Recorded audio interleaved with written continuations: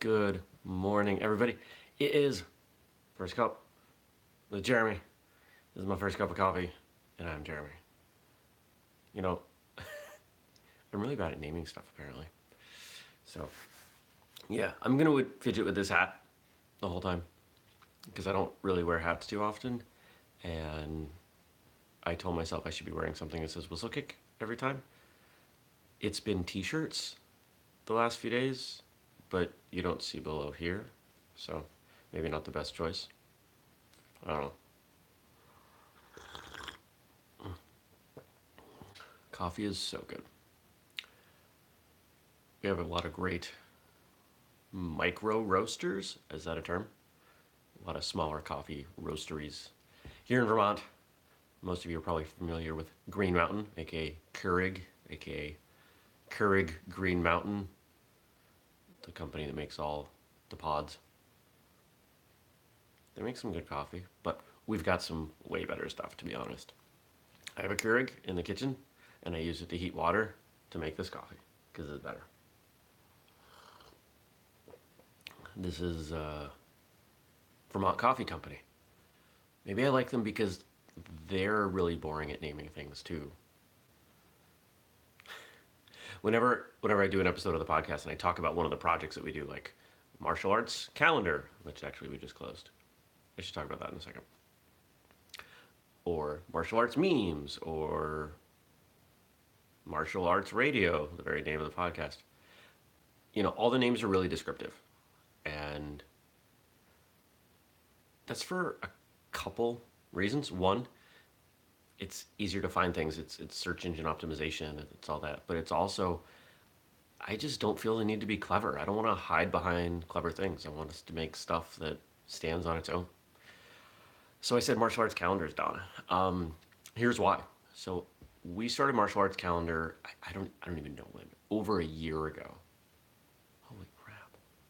We did the first round with them.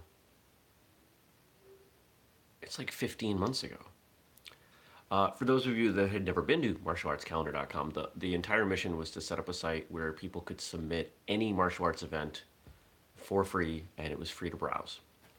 And that's just part of my mission, to give people more options in attending martial arts events. However, despite putting in literally thousands of dollars to create it, keep it running, promote it, I actually was paying someone to go out, find events, put them on, message the event promoters, and be like, hey, check this out. It just didn't get any traction. And there's a point in time where you have to abandon what's not working so you can make space for things that do work. Sometimes you just got to say, whatever. I mean, it's kind of unfortunate that this is mirrored. Oh well. Oh my goodness. So, yeah, I shut that site down Friday. That was hard. You know, because a lot of times we'll look at something that we've invested a lot in, whether it's time or money. It could be a business. It could be something you do at a business. It could be a personal relationship. And you say, you know, I've put so much into this. I can't let it go. Well, I look at it a little differently. Knowing what you know now, would you invest what you have invested to get to where you are? And if the answer is no, sometimes you just gotta bail. There's a book, Renchi Lisa lent it to me. I forget the title, but Seth Godin wrote it, really short. The whole concept of this book is that when you start something, before you even start something, you should decide what failure looks like so you know when to step away. And that's been really helpful for me to know, okay, you know, we're going to try this thing, we're going to start this project, but if we can't get to this many users, or it can't generate this many dollars in, you know, a month, 3 months, 12 months, whatever it is, we're done. So you have a clear definition that isn't going to be corrupted by you being in the moment, by you saying, you know, let me just try this one more thing. You gotta hold yourself accountable. And accountability is part of why I am doing this show. Do I get to call this a show? I don't know. So, how does that relate to martial arts? It could certainly relate to martial arts as a business. It could relate to martial arts in competition. Let's say you're talking about forms competition. If you can't get a certain form to work, or maybe there's a certain way you're performing an element in a form, if that's just not resonating with the judges after X many hours of practice or X many competitions, maybe you change it.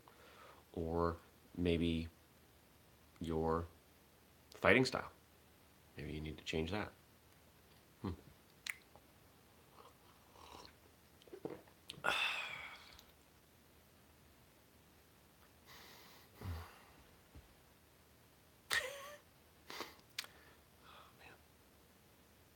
It's beautiful out. It's absolutely gorgeous. I have a sunburn on my back, working outside in the yard yesterday. It was just nice. Like low to mid 70s, lots of sun. It's great. All right. I'm going to call it here. So, here's what I suggest of you today. I want you to find one thing that is on your agenda for today. Or let's open it up. It's Sunday. You might not be doing anything today.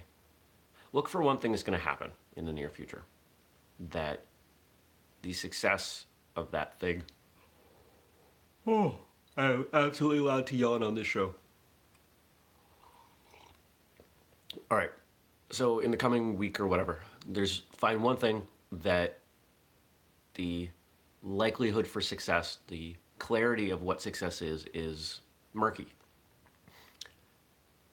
And I want you to define what failure looks like. I want you to define at what point you will stop. And then I want you to hold to that. If you fail, you stop. Failure is not always not succeeding. Failure has a very clear definition. And sometimes it is easier, often it is more beneficial to work through failures, to find the failure, to get to that point, to take the lesson, to learn, whatever it is, instead of constantly riding in this gray area middle between success and failure, which, to be perfectly honest, that's where most people live their lives. We say that, oh, because I haven't failed, you have a great day, and I'll be back tomorrow. Peace.